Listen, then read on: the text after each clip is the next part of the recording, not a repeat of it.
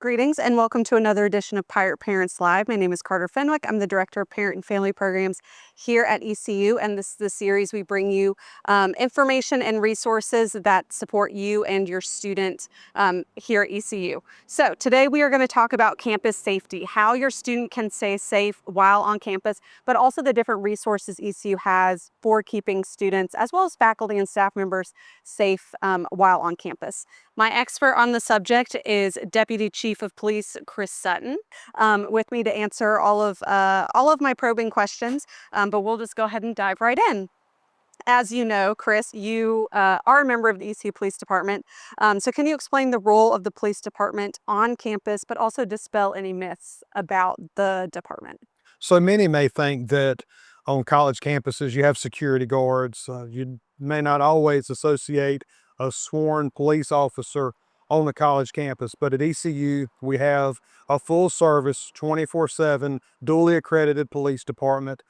We have approximately 55 officers that work in different divisions to include patrol, investigations, community affairs, and we're here to support our students, to be resources for them, and to maintain level of safety on campus that their families expect. Yes, which as a member, I very much appreciate and love. So the majority of our first year students and some of our upperclassmen students live on campus, for the year.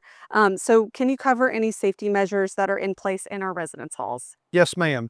We have very safe residence halls. They're controlled with card access. So the resident of the hall, their one card will get them access.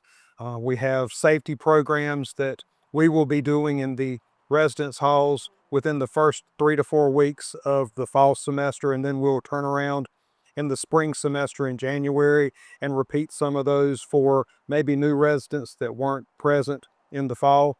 It's important that the students do attend these programs because some very helpful information and resources that they'll learn about. And then the campus living staff that are in the halls, the coordinators, the RAs, will be very valuable resources to them. We partner with them in the programming, and our officers have halls that they're assigned, and they're liaison officers where they make rounds of these halls, to build relationships with the staff there, but also the students as well. And I remember as a freshman, when I came to ECU, my RA grabbed all of us who were living on the hall, sat us down in a room, and walked through, important information, but also safety information. They told us what the ECU Police Department phone number was, and they made us put it in our cell phone, the Greenville Police Department number, and all of that. So our RAs are very well trained and take that very seriously. But can you talk about, like, the locking system to get in and out of the building and things like that? So the doors are automatically locked. When you go in and it closes, it locks behind you. It's important that if you are entering the building, that you're aware of who's around and that you don't allow someone to tailgate after you. Or if there's somebody that's waiting, don't just allow access to a stranger.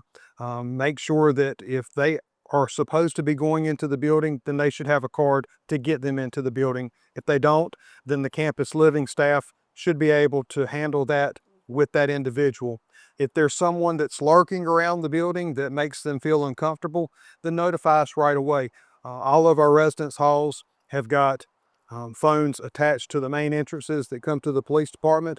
There's blue light phones that are around those residence halls, and then you can just use your cell phone and call us directly, and we'll have an officer go to that hall and to determine if the individual should be there or shouldn't be there. It's important that while they're here and they're in their spaces, like where they're living at, that they should feel as comfortable and safe as they do when they're away from campus at their home. Yes. Okay, so we do have a really awesome ECU transit system, and we do have many parking lots that students use, and sometimes late at night for classes and activities and things like that. What safety measures are in place at those locations and for students utilizing those resources? So we have cameras that are located all over our campus. We also have cameras that are at the bus stops where our students wait at to be able to come and go from campus. And so the bus stops are safe spaces. They're very well lit. We have LED lights that are across campus to help brighten our campus when it's dark at night.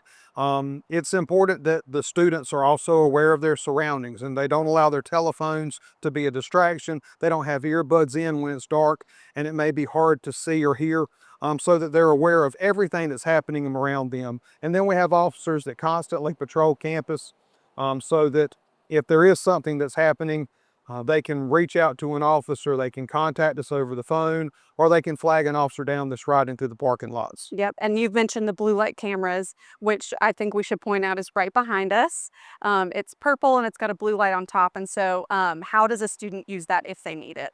So they're very simple. There's one button you push to activate it. The call goes directly to our dispatch center. Most of the cameras, or most of the blue light phones around campus, have cameras on top of them, so the dispatcher can actually look through the camera to see the individual that's making the call.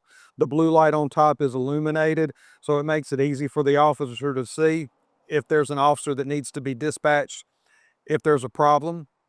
But then also, when you're standing at one of those blue lights, if you turn in any direction 360 degrees, you ought to see multiple ones that are supposed to be in line of sight of you. So if there's one that's behind us, then it's very likely that there's one to our left or one to our right or one that's in front of us that you can move to if necessary. And I will say, I just looked over my shoulder up College Hill and I see the next one there. So, Strategic placement. yes. Okay, awesome. Next, ECU does encourage students to download an app called Live Safe. Can you explain why that app is beneficial? So the LiveSafe app is an app that we've had here at ECU for several academic years now. There's no cost to the individual to download it. You can go to your app store, download it on your telephone. It's very easy to use. It's very interactive. There's different tiles that you can use to contact us directly. You can send us videos and pictures through it. You can use a safe walk feature so that you can connect with somebody else that has the app. And if you're walking through campus late at night, you're leaving the library to go back to your residence hall, then your roommate can see you as you move across campus. There's also valuable resources that are in the app where you can contact, whether it's the counseling center, the dean of students office, or Title IX, that you may need resources, you may need their help and assistance. And rather than searching on the internet, you can go right into the app and find it. Yep. So, and it's completely free to download. So, encourage your student to do that. And we'll have captions. So, Live Safe, we'll spell it out at the bottom. Okay. So, you mentioned some programming at the beginning of the school year for students. Can you touch a little bit about what that programming will cover? Yes, ma'am. So, like I said earlier, we'll have officers that will go into residence halls and they'll have programs that will cover sexual assault awareness, alcohol and drug awareness, and then property crimes, because larcenies is typically the most common crime that you have on any college campus across the country. And so it's important that our students know how to secure their valuables so that their items don't get taken from them. And then there's also other programs that we have across campus, like Pledge Purple, which is part of the ECU United initiative. Yep. And then also Red Zone training that brings awareness to sexual assaults. And then we also have RAD training, which is rape aggression defense, that we have trained officers that teach our students defensive tactics to use should they ever be confronted in a situation where they could be the victim of a sexual assault. And all of this programming will be listed on the Pirate Experience, which is an app. It's also a website, thepiratexperience.ecu.edu. It's what campus uses to highlight all of the activities that go on. And so all of these important trainings will be in there, as well as advertised in other ways as well. So to wrap up, what other tips do you give to students about staying safe? Really simple things to the less simple things, I guess. Sure. So it's really important for our students to try and remain in control of situations as much as they can. And one of the ways that they can do that is just by controlling what they put in their body, controlling who they go out with in the evenings. If you go to a party, don't accept a drink that's brought to you in a cup. Wait and have somebody either bring you something that's unopened or unopen it and pour it in a cup for you, so that there's not the potential for something to be put in it that you're not aware of. When you're walking at night, stay in well-lit areas, try to walk with a group of friends. Use the LiveSafe app to connect to others so that they know where you're going. If you're walking off campus, don't go alone. Use a ride share if necessary. Use ECU Transit, ride share. They have safe ride services that will run point to point if you need that. And then if there's a situation that happens that makes you uncomfortable, if you're the victim of a crime, if you see something, say something. It's important that we have timely notifications and timely reporting. That's crucial in any type of investigation, but not so much the investigation as it is to make sure that our students have the resources that they need, because there's crimes that they could be a victim of that are very traumatic, very difficult to face by yourself, and you don't have to face them by yourself.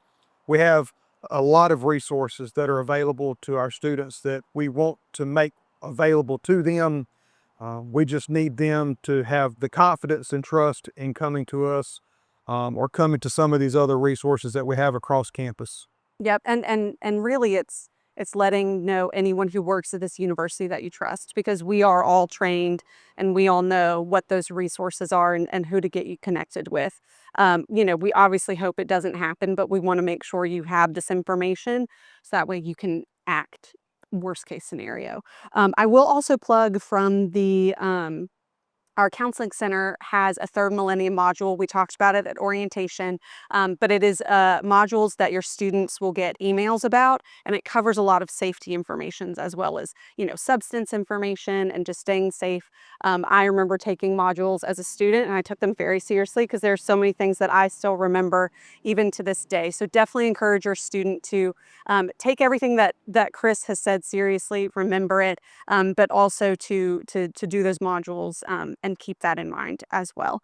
But if you have nothing else to add, Yes, ma'am. okay, then I will just say for additional information, all of this and additional resources is at the Safety and Security Resources website, which is info.ecu.edu/safety-and-security-resources. So we'll have that at the bottom for you.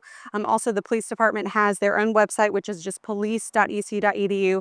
So you can always reference that if you need to get information or your students information. They are also on Instagram and Facebook at ECU Police. And then also, we didn't talk about ECU Alerts, but all students are signed up for ECU Alerts. So can you talk about real quick what that is used for? So we use the ECU Alert primarily for notifications of either an ongoing threat to campus, or if there's a timely warning that needs to happen, notifying students of an incident that's occurred where, because of Clery, we need to provide that notification.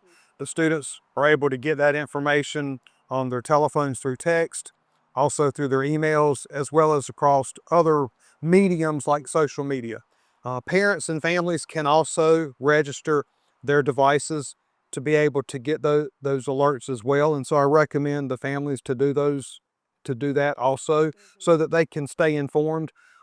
There's at times going to be a lot of information that you may see on social media.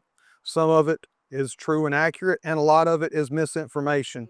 And so it's important that you get your information from trusted sources and try to drown out the noise. Yes, yeah, I'm glad you mentioned the trusted sources, which is again why we've listed out the police department's social media website, as well as this info.ecu.edu/safety website. And that's where, if you as a parent or guardian want to get those ECU alert notifications, that is where you can sign up for them as well, in addition to getting all of the other resources. But I think we've covered a lot of really great information. Thank you so much, Chris, for joining me outside in this little bit of a warm afternoon.